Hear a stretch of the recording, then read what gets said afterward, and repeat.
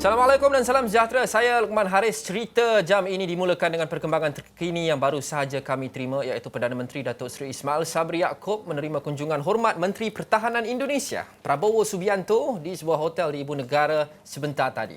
Kunjungan hormat itu merupakan pertemuan empat mata pertama Ismail Sabri dengan Prabowo sejak beliau memegang jawatan Perdana Menteri pada Ogos lepas.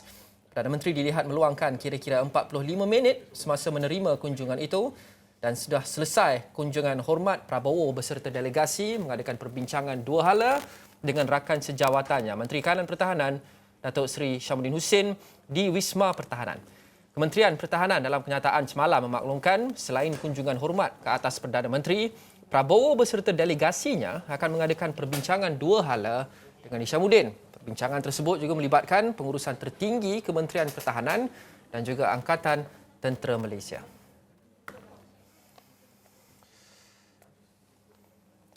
Okey, kita kembali ke agenda cerita hari ini, iaitu cerita di sebalik berita. Dan sejak semalam khasnya berita hangat dengan dakwaan bapa kepada Allahyarhamah Nurin Jazlin. Kes yang berusia 14 tahun yang mungkin ramai antara kita masih lagi ingat, segar diingatan. Mengeluarkan dakwaan bahawa jenazah atau mayat yang dijumpai itu bukan mayat milik anaknya itu.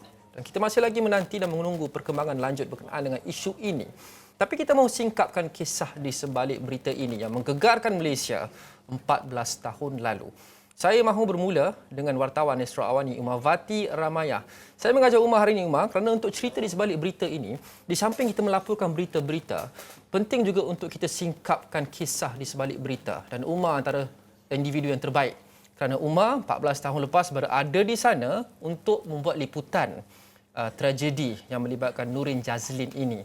Kita mahu flashback, Umar. Apa yang Umar ingat tentang pengalaman membuat liputan isu ini?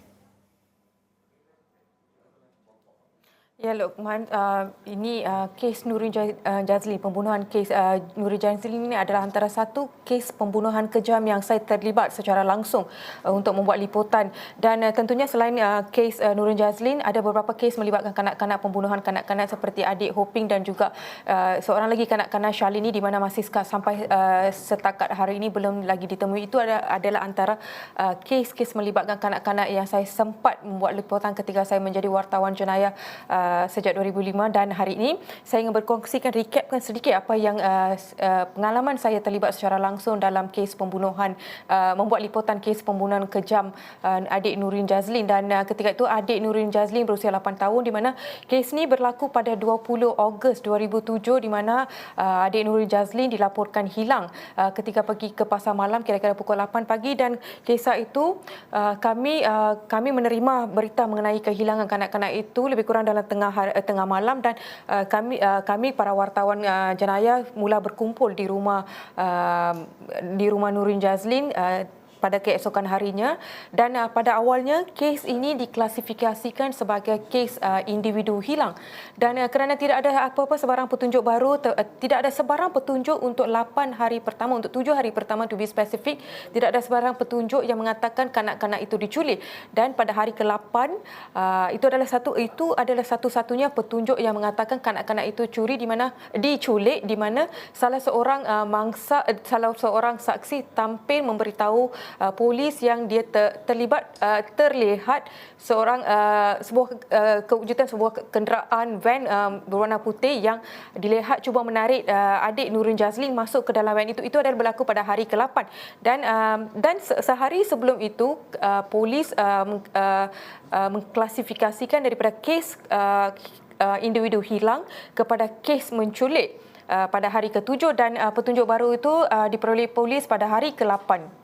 Dan apa yang saya boleh kongsikan, bapa Nurin Jazlin, ketika kami para wartawan mula berkampung di rumah Nurin Jazlin selama 28 hari to be exact, secara spesifik kalau nak diceritakan, selama 28 hari kami berkampung di rumah Nurin Jazlin, di mana setiap shift kami akan pergi, setiap wartawan mengikut shift akan berkampung di rumah Nurin Jazlin untuk mendapatkan perkembangan terbaru pada setiap hari, dan termasuk untuk mendapat dan juga kami akan mengikuti perkembangan daripada pihak polis pada awalnya di mana kes ini dibawa Ibu Pejabat Polis Daerah Sentul pada ketika itu, di mana pada ketika itu tidak ada IPD Wangsa Maju, dan kes ini diletakkan di bawah IPD Sentul, di bawah ACP Kumaran pada ketika itu, dan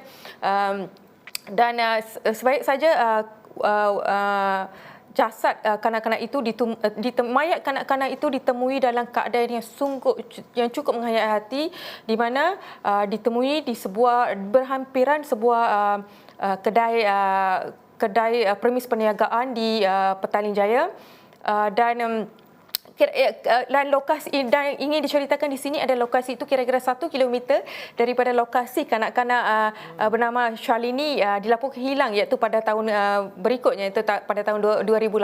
Itu lokasi penemuan mayat Nuri Jazlin, dan keadaan kalau ingin diceritakan di sini, keadaan mayat Nuri Jazlin sangat-sangat menghayati, terutamanya melibatkan kami para wartawan wanita. Ada yang menitiskan air mata sebab tidak dapat menahan melihat mayat kanak-kanak itu yang dalam keadaan di mana kanak-kanak itu dilipatkan, kalau nak dikatakan dilipatkan dan disumbatkan di dalam sebuah travel bag yang besarnya hanya dalam lebih kurang sports bag, more to sports bag, dan dia dilipatkan di mana berlaku tulang-tulang kanak-kanak itu pun telah patah sebab dia dilipatkan ke hadapan.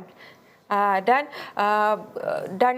saya pasti ramai yang melihat gambar-gambar postmortem adik Nurin Jazlin yang tersebar. Saya tidak tahu macam mana tersebarnya gambar adik Nurin Jazlin, di mana kita boleh melihat sendiri kanak-kanak itu, dan laporan bedah siasat, gambar laporan bedah siasat itu menyaksikan bagaimana kewujudan timun dan juga terung, di mana kanak-kanak itu secara sexually disumbatkan timun dan terung melalui kemaluan kanak-kanak itu. Okey, terima kasih Mawati Ramaya mengkongsikan pengalaman membuat liputan kes yang menggegarkan Malaysia ini. Okey, itu flashbacknya. Dan apa sekarang? Dengan ada lagi perkembangan terbaru ini, iaitu bapa kepada Nurin Jazlin kini mengatakan bahawa mayat itu, jenazah itu bukan anaknya. Apa seterusnya yang boleh kita jangka? Kami berhubung dengan salah seorang bekas penyiasat kes ini. Wartawan kami, Hilmi Malik, kini menyertai saya. Hilmi, apa sekarang? Itu je soalan dia. Okey, baik. Sememangnya kalau kita lihat perkongsian daripada bekas penyiasat forensik sewaktu kes Nurin Jazlin ini, sememangnya agak menyayat hati dan agak terganggu kalau kita melihat daripada segi bagaimana penemuan adik Nurin Jazlin ini di dalam sport bag seperti yang diceritakan oleh Mahwati. Sememangnya pengalaman daripada Mahwati itu jauh lebih lama berbanding saya. Kalau jika nak diceritakan, pada waktu itu saya masih lagi bersekolah. Tapi disebabkan kes ni yang menggegarkan Malaysia pada ketika itu, memangnya ramai yang tahu, dan kita nak lihat bagaimana sendiri penceritaan daripada individu yang terlibat secara langsung mengenai dengan kes ini. Dan saya juga ada berhubung juga dengan bekas pegawai penyiasat forensik, iaitu Tuan Amidun Anan, yang sendiri turun padang untuk melihat bagaimana keadaan adik Nurin Jazlin ini ditemui, bagaimana kemungkinan apa yang berlaku terhadap adik Nurin ini, dan kami sempat menghubungi beliau sebentar tadi dan kita dengarkan apa perkongsian oleh pakar forensik negara Tuan Amidun Anan. Dia tengok ada orang, saya pun datang lah. Kemudian tu saya datang tengok ini ada perempuan. Ketika itu belum buat apa-apa. Saya agak ini perempuan, budak perempuan umur 7 atau 8 tahun ke. Pasal bag tu bag sport bag, tetapi lebih kurang 1,5 kaki panjang lah. 1,5 kaki panjang, lebih kurang itu, tapi tengok muka arwah pandang ke atas. Jadi saya percaya mangsa ditolak sampai tu pasal tengkuk dia dah bengkok. Kepala dah mandang ke ujung kaki pasal dia lipatkan semua. Jadi dari di situ nilai forensik dekat situ, kalau saya nak masukkan barang dalam beg, mesti ada DNA profiling kat situ. Masa saya angkat beg tu letak kat atas motosikal, mesti ada pada tangkal beg tu mesti ada nilai DNA profiling. Cap jari mustahil kita boleh dapat pasal pasal permukaan beg tersebut dengan tangkal beg tersebut dalam keadaan kasar atau dia masa angkat tergesil. Okey, sememangnya menyayat hati kita tidak mampu berkata-kata berdasarkan apa yang berlaku dikongsikan oleh pakar forensik dan juga oleh Umar. Tapi Hilmi, okey, apa cabaran jika kes yang digelar sebagai cold case begini, kes yang sudah lama tidak diselesaikan 14 tahun, kita ingin membuka semula cold case. Apa cabarannya yang dihadapi? Okey, sebenarnya kalau daripada temu buah saya, perkongsian daripada unit forensik sendiri, sebenarnya tidak perlu apa pembaruan yang dibuat kerana kes ini siasatan telah pun ada. Jadi tidak perlu membuka apa-apa lagi evidence baru. Semuanya boleh dirujuk dan polis juga dah tegaskan bahawa kes ini tak pernah tutup.